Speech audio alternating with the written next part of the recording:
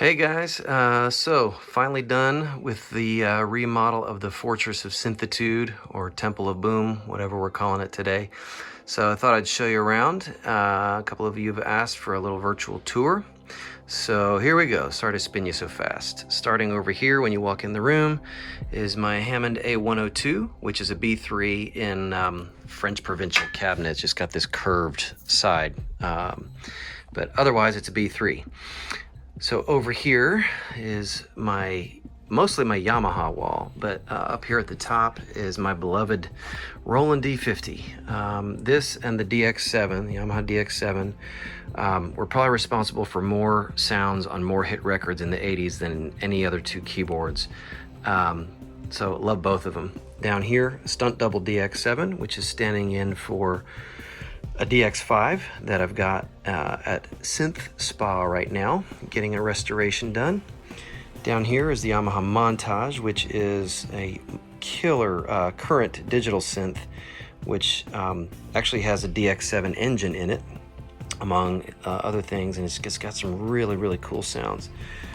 Over here to my knobs and faders section, all the analog and virtual analog stuff. The Arturia Matrix Brute, which is one of the coolest analog synths on the market right now. Below that, the Roland System 8, which is a modern virtual analog, essentially. It's got Jupiter 8, Juno 106, JX3P, System 100, all those models in here, and they are dead on accurate. It's also got its own engine, which does some amazing sounds. This is one of my favorite current synthesizers. Below that, brand new, not even officially on the market yet. Just got it last week, the Roland Jupiter X. This guy is kind of an entire anthology of Roland's greatest hits in one box.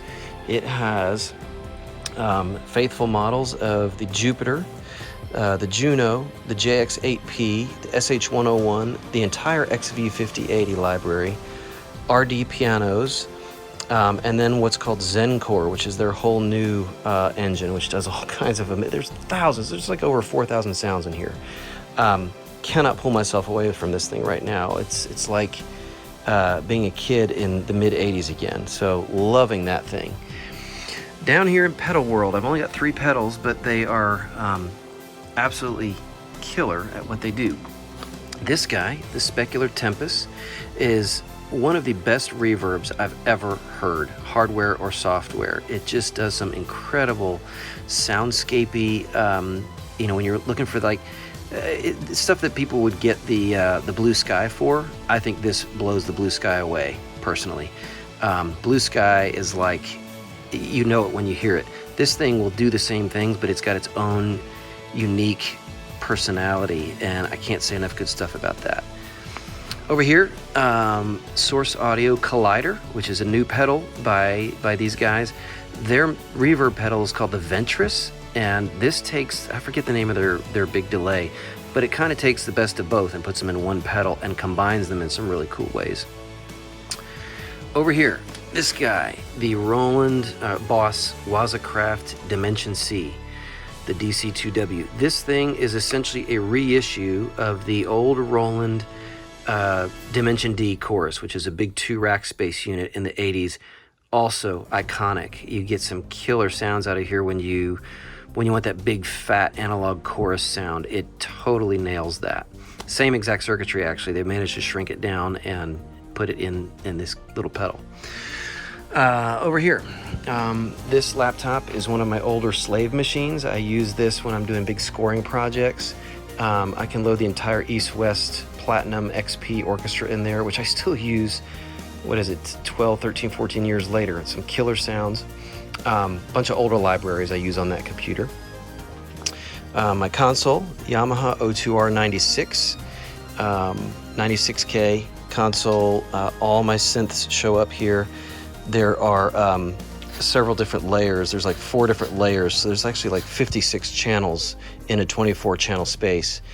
So I'm basically using it as a digital patch bay. Everything shows up here, and then I can route any combination of any synth or multiple synths together into my audio interface through a DAT light pipe. Thing I like about using this is that certain keyboards, like the Arturia, for example, this thing is a high noise floor. It can be kind of noisy. So I've got everything gain optimized in here and set up with noise gates so that when nothing's playing, they're dead silent. So kind of lets me do some really cool utility stuff. So down here, mostly just kind of stuff that makes everything happen. This is the Nerve Center, UA Apollo. Love their interfaces. My ancient eMagic MIDI interfaces. There are 16 MIDI ins and outs between the two. So all of these keyboards around the room show up in these two boxes, and then they go from there into the computer. Old Mark of the Unicorn MIDI timepiece AV.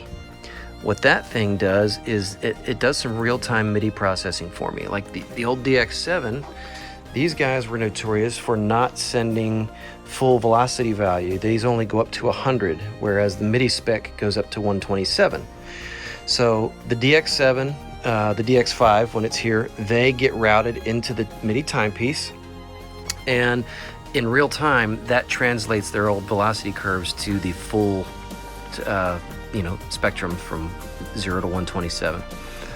Got a couple USB ports on a patch bay here, which I don't really use much anymore. But down here, this thing, one of my first loves, the old Toto records in the 80s.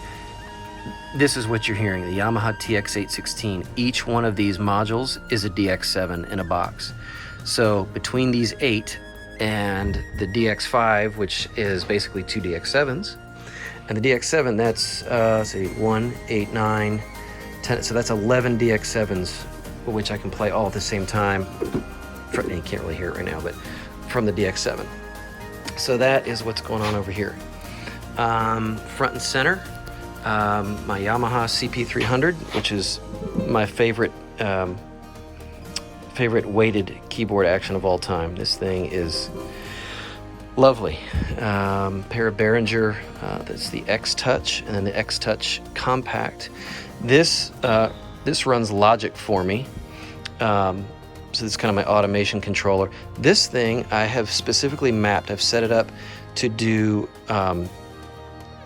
controller stuff for like sample libraries. So when I'm using like Spitfire, for example, I can change my articulations here. This is essentially an expression pedal. That's the mod wheel. This is vibrato.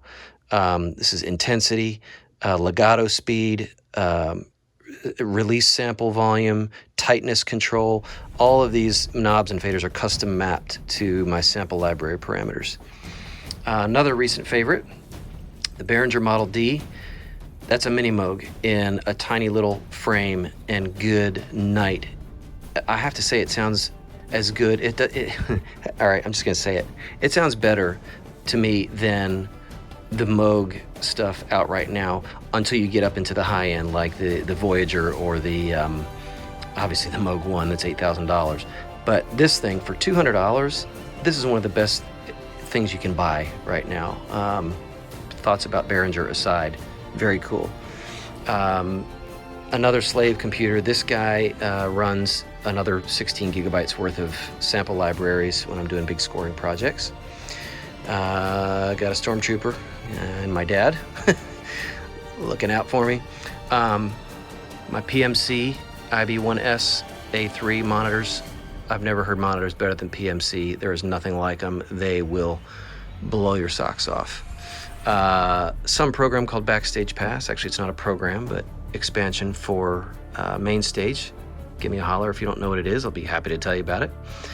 My iPad, I've got two of these, one on each side. What this guy does, and it's upside down right now, I'll fix it later. This is my hands-on control for Backstage Pass when I'm on the road, but it also lets me get my hands on my sample libraries to do all kinds of stuff. That's my main machine. This laptop runs my whole studio. So it's last year's model. It's a 2018 or 2019, whatever it is, 32 gig of RAM, blah, blah, blah. Let's see, what else down here? Just a bunch of hard drives, my backups, backup. Your stuff is not backed up unless you backed it up on at least 3 hard drives and you got them disconnected when you're not using them. Keep your stuff safe. Also important, this little box, this, let's see, I'm trying to remember who makes this, CalDigit TS3 Plus. This thing undoes the mistakes that Apple forces down our throats. You know, everything that Apple does now is USB. I shouldn't say it's a mistake. It's actually pretty brilliant. But, you know, the new laptops, they don't have USB ports or any other ports. So this thing converts everything from USB to everything else. It's got a blazing fast card reader on it for my photography work. It's got tons of USB 3 ports. It's got full-on 5K video out, which is running my 5K or 4K monitor at full resolution.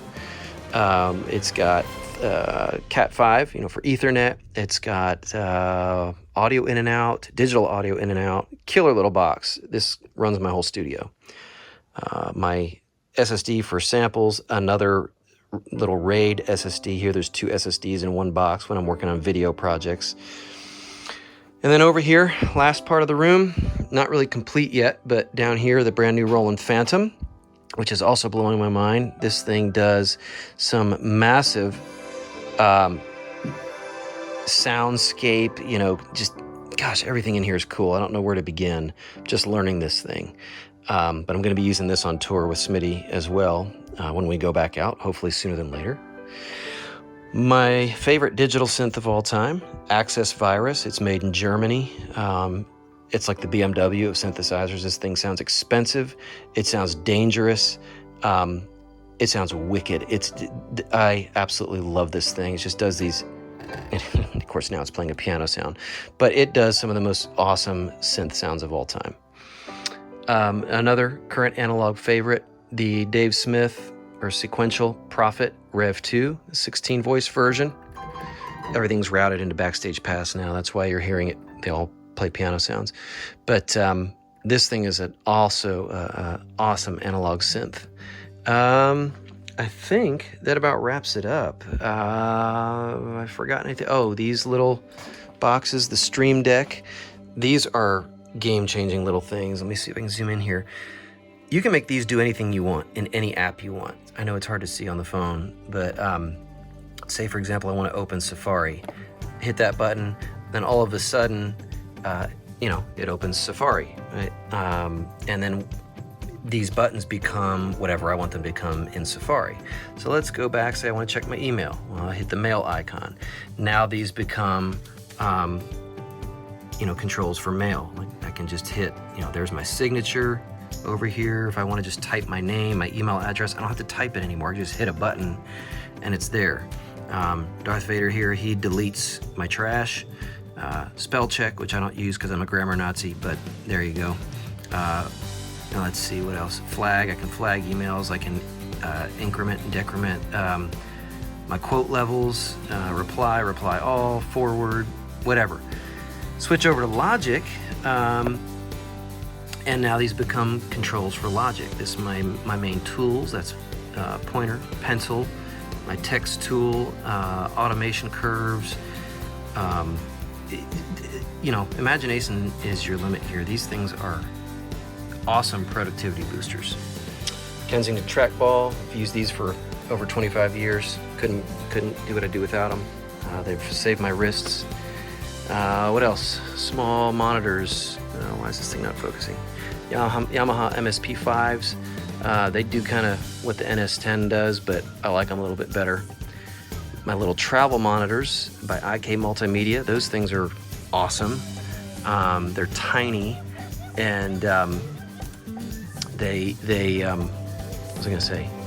Yeah, tiny. Throw them in a little bag. They're amazingly powerful for their size, and they have a lot of low end for their size. So I think that's about it.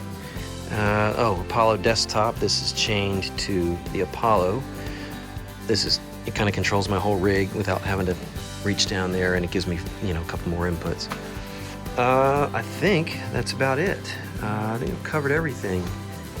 Guitar wall back there. Yeah. Okay, well, there you go. You asked, so now you've seen the tour. All right, now I gotta get to work. See ya.